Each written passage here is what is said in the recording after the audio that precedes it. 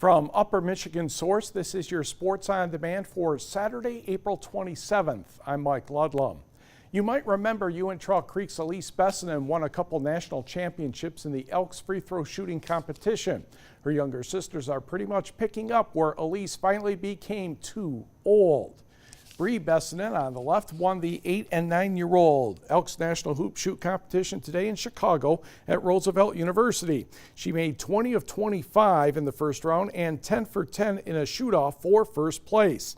Meanwhile, Emma Bessinen placed third in the 10- and 11-year-old category. She made 21 of 25 and went 9 for 10 in a shoot-off for second. Bree's name will now be inscribed at the Naismith Basketball Hall of Fame in Massachusetts. Congratulations.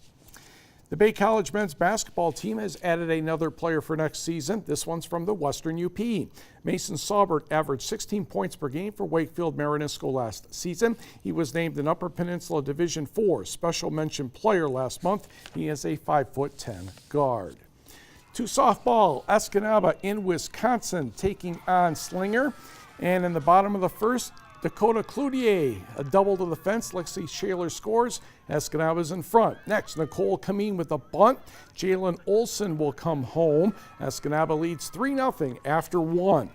To the fourth, runners on second and third for the Owls, but Gabby Salo spoils that with the filthy changeup, getting the strikeout. Move to the fifth inning, and Escanaba's adding insurance runs. Erica Moore will go to right field. Kameen scores. Salo ended up with 14 strikeouts and a 3-hitter. Escanaba your winner, 5-0. Meanwhile, on the scoreboard, Escanaba had 2 more wins, 11-1 over Manitowoc, Lexi Shaler with a home run, and 11-1 over Beaver Dam. Salo had 11 strikeouts in 4 innings. Elsewhere, Gladstone all over Oscoda 16-1, 2 homers each for Sydney Hero and Taylor Trudeau. And they had 2 more games and did quite well, 15-3 over Charlevoix and 10-3 over Kalkaska. Natalie Hansen had a 3-for-3 day and 4 RBI. Ishpeming takes 2 from Manistee, 12-8 and 19-6. In college softball, Bay sweeps Dakota County Tech 12-5 and 3-0. Riley Hubert of Rapid River, a 3-hitter in the second game. Now for the boys, not too far away. They were taking on Green Bay Southwest in a single game, and that is a base hit. No, it isn't. Bryant Mackey with a diving catch, and that keeps the game tied at 1 in the fourth. To the fifth, Grant LaMarche rips one to the fence in center field. That's going to be good for 2 bases. He would eventually score on a bases-loaded walk. Then Josh Brunchins would come through with the RBI single to the left. Austin Willett scored to make it 3-1. In the sixth, a little insurance. Noah Lancor with the bases loaded single. Tyler Lawson and Brunchins score, and Escanaba have an impressive victory, 10-2. Back to the scoreboard, Gladstone, a doubleheader sweep over Kingsley, 4-0 and 9-1.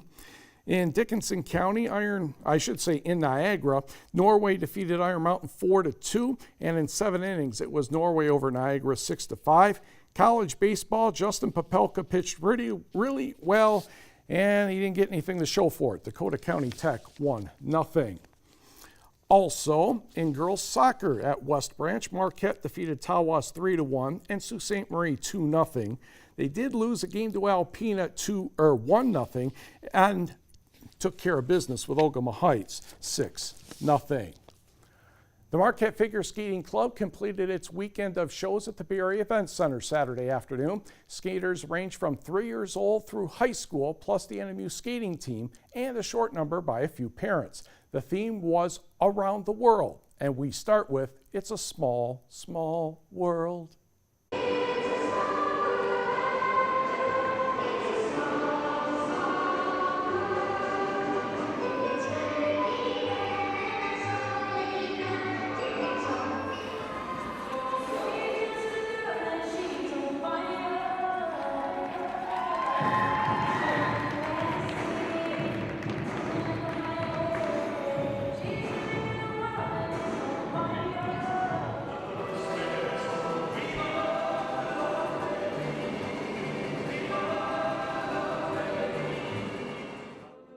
That was the United States portion of the program. The guest skater was Daniil Cianitzia. Needless to say, he left everybody dizzy with a combination of sit spins. Shows like this are sanctioned by the Marquette Figure Skating Club and U.S. Figure Skating. Wrapping up the NFL draft, Lions and Packers picks. In the fourth round, the Lions took Austin Bryant, a defensive end from Clemson. The Lions in the fifth round took Amani Oruwariye, a cornerback from Penn State. Also in the fifth round, Green Bay selected Texas A&M defensive tackle Kingsley KK. In the sixth, the Lions took Travis Fulgham, a wide receiver from Old Dominion. By the way, that was Old Dominion's second player ever picked in the draft, and the first one was Friday night. Kadar Holman of Toledo, a cornerback, was selected by the Packers in the sixth round. Ty Johnson, a running back from Maryland, went to the Lions in the sixth round. Dexter Williams of Green Bay, Notre Dame running back, wearing green and gold still in the sixth round. Lions took Isaac Nauta in the seventh round, a tight end from Georgia. Ty Summers, an inside linebacker from Texas Christian in the seventh round for the Packers. And the Lions wrapped it up with P.J. Johnson, a defensive tackle from Arizona. Now catching up on players from the state of Michigan. Sean Bunting last night went in the second round to Tampa Bay as a cornerback from Central Michigan. Chase Winovich, Michigan defensive end, goes to the Patriots in the third round. Also in the third, David Long was selected by the Rams. He's a cornerback from the Maize and Blue. Again, in the third round, Pittsburgh took Michigan State cornerback Justin Lane. We move to the fourth round. Max Crosby, a defensive end from Eastern Michigan, goes to the Oakland Raiders. Kari Willis, a safety from MSU, was taken by Indianapolis in the fourth round.